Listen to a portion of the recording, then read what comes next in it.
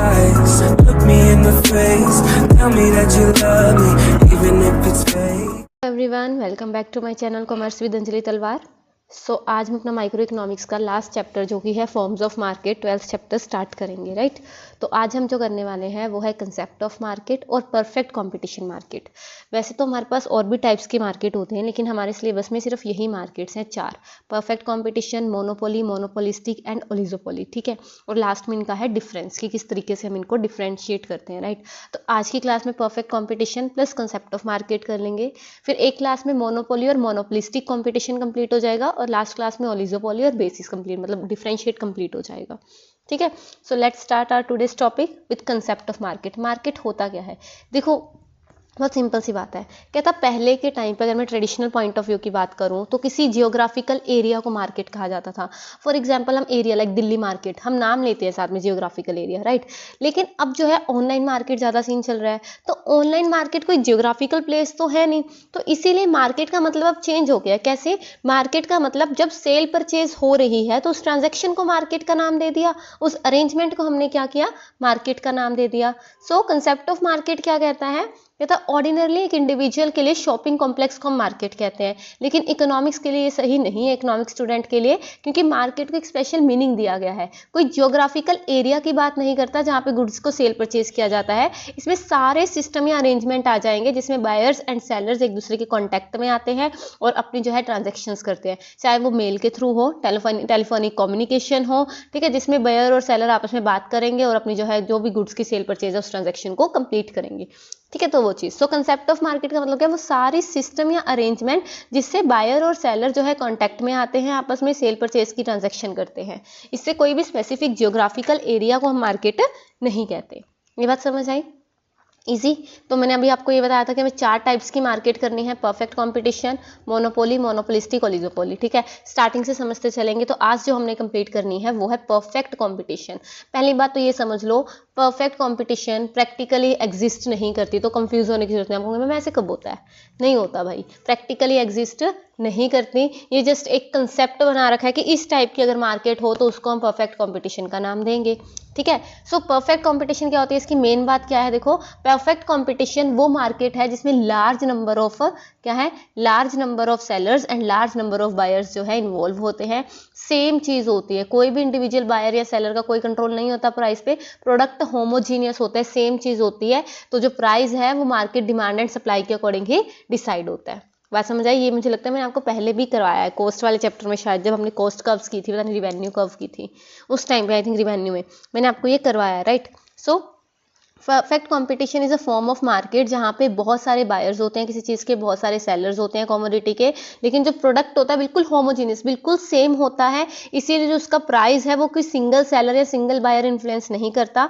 पूरे मार्केट में जितनी डिमांड और जितनी सप्लाई जहाँ मीट आउट करेगी वही क्या होगी, उस चीज़ का प्राइस होगा। तो जो सेलर है वो प्राइस टेकर है, प्राइस मेकर नहीं है। ये बात समझ आई? तो इसके फीचर्स क्या हैं? सबसे पहले large number of sellers and buyers, ये तो मैं बता ही दिया आपको, लार्ज नंबर ऑफ फर्म्स या सेलर। तो परफेक्ट कंपटीशन एक ऐसा मार्केट है जहां पे the number of firms selling the particular commodity so large कि कोई भी इंक्रीज या डिक्रीज सप्लाई में एक पर्टिकुलर पर्सन से इन्फ्लुएंस नहीं होता। सो परफेक्ट कंपटीशन में एक जो सप्लायर है या फिर एक फर्म है वो प्राइस टेकर होती है, वो अपना प्राइस खुद डिसाइड नहीं कर सकती, मार्केट के प्राइस पे उसको क्या है, अपना सामान बेचना पड़ेगा। फिर आ गया large number of buyers. Buyers भी बहुत सारे हैं। कहता है not only the number of sellers very large, number of buyers is also very large. Accordingly individual firm जैसे इफेक्ट नहीं कर सकती, वैसे इंडिविजुअल बायर जो है पूरे प्राइस को इन्फ्लुएंस नहीं कर सकता। So under perfect competition individual buyer is also price taker, जो प्राइस मार्केट में प्रिवेलिंग चल रहा है वही उसी पे हमें चीज़ परचेज करनी पड़ेगी, और जो प्रोडक्ट है वो बिल्कुल सेम है as it is, homogeneous product, कोई भी डिफरेंस नहीं है। सो सेलर जो है आइडेंटिकल, बिल्कुल सेम यूनिट्स जो है किसी प्रोडक्ट की बेच रहे हैं। So it is that buyers will have no reason to prefer one product for another. जब सब सेम चीज़ परचेज कर रहे हैं तो हम ये कह नहीं सकते कि हमें किसी और सेलर के पास जाना है, राइट। सो जो प्राइस है प्रोडक्ट का वो सारी मार्केट में सेम है। So selling homogeneous product at a given price rules out the possibility of advertisement. तो एडवर्टाइजमेंट की भी जरूरत नहीं है, सेल्स प्रमोशन एक्सपेंसेस की भी जरूरत नहीं है, तो कोई भी सेलिंग कॉस्ट भी नहीं है। तो एक और बात समझ आई कि परफेक्ट कॉम्पिटिशन में सेलिंग कॉस्ट की भी नीड नहीं है। फिर परफेक्ट नॉलेज, क्योंकि बायर्स और सेलर को दोनों को परफेक्ट नॉलेज है उस गुड्स के बारे में, प्रिवेलिंग मार्केट प्राइस के बारे में, सब कुछ, ठीक है। So buyers and sellers are fully aware of the price prevailing in the market, उसको फुल्ली पता है कि क्या प्राइस पे सेलर देगा और एज अ कंसिक्वेंस एक प्राइस ही प्रिवेल करेगा मार्केट में।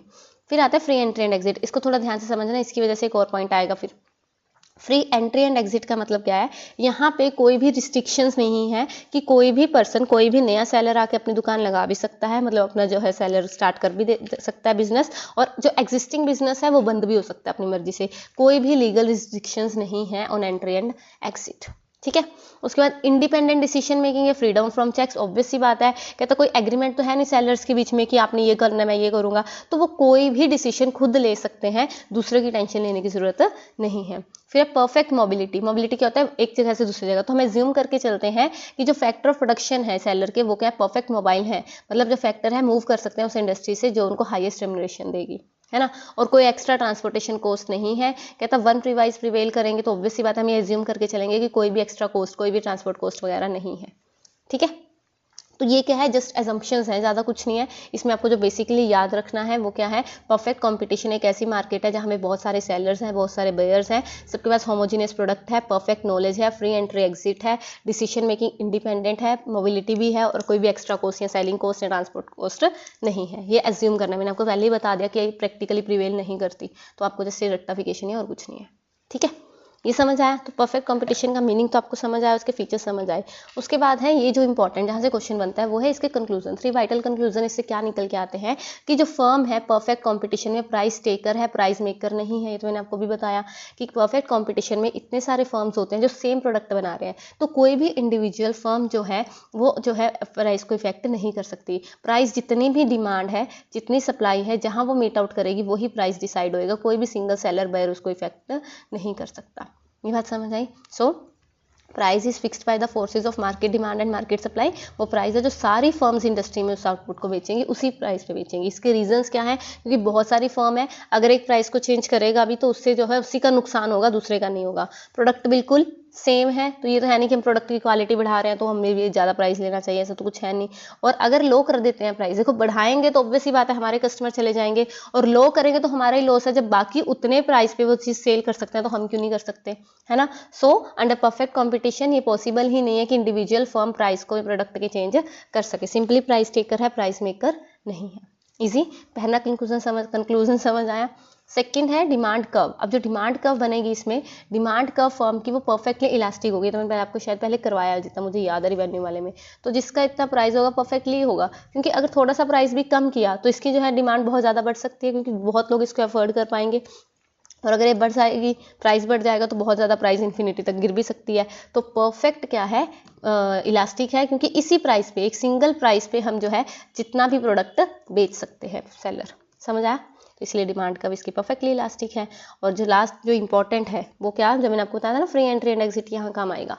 फर्म परफेक्ट कंपटीशन में सिर्फ नॉर्मल प्रॉफिट्स, लॉन्ग रन में सिर्फ नॉर्मल प्रॉफिट कमाती है।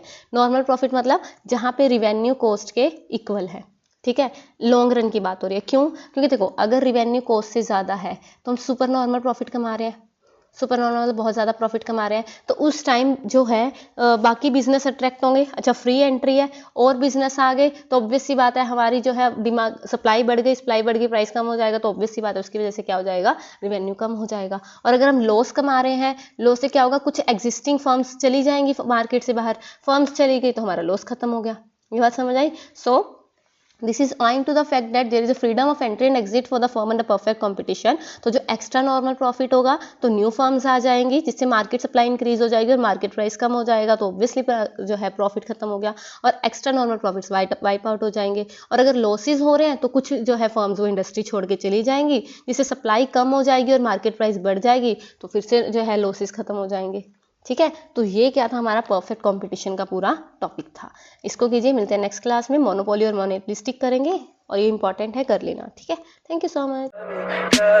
Tell me pretty lies, look me in the face, tell me that you love me, even if it's fake.